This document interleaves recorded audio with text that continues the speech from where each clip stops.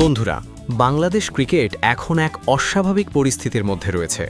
সাবেক ক্রিকেটার ও BCB president Aminul Islam বুলবুল ভাই সম্প্রতি এমন কিছু মন্তব্য করেছেন যা শুধুই বিতর্ক নয়, বরং হুমকি ও চাপের ছাপও তৈরি করছে।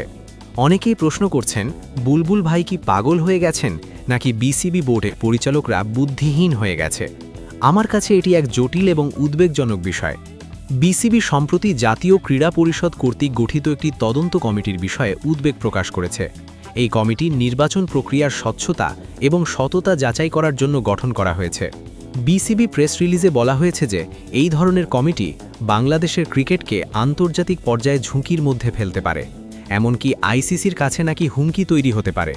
কিন্তু বাস্তবতা হলো, আইসিসি বাংলাদেশকে নিষিদ্ধ করবে না, কোনো পদক্ষেপ নেবে না।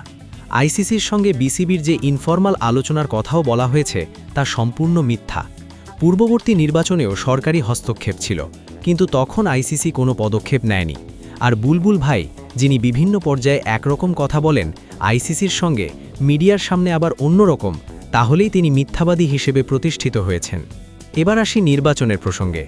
গত অক্টোবর মাসে বিসিবির নির্বাচন হয়েছে, যা অনেকের কাছেই প্রশ্নবিদ্ধ। কিছু পক্ষ নির্বাচনে অংশগ্রহণ করেনি এবং বলছে এটি অবৈধ নির্বাচন। এখন জাতীয় ক্রীড়া পরিষদ তদন্ত কমিটি গঠন করে সত্য উদ্ঘাটনের চেষ্টা করছে।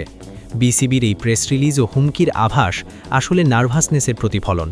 বোর্ড চাইছে যেন নির্বাচন নিয়ে কোনো প্রশ্ন ওঠে না, যেন তারা ধরা না পড়ে। সত্যি বলতে এইসব রাজনৈতিক ও ব্যক্তিগত চাপের মধ্যে মূল উদ্বেগ হওয়া উচিত আমিনুল ইসলাম বুলবুল ভাইদের আচরণ ও মানসিক স্বাস্থ্যের। নির্বাচনের স্বচ্ছতা, বোর্ডের সততা এবং ক্রিকেটের স্বার্থ এখানে সবচেয়ে বড় বিষয়।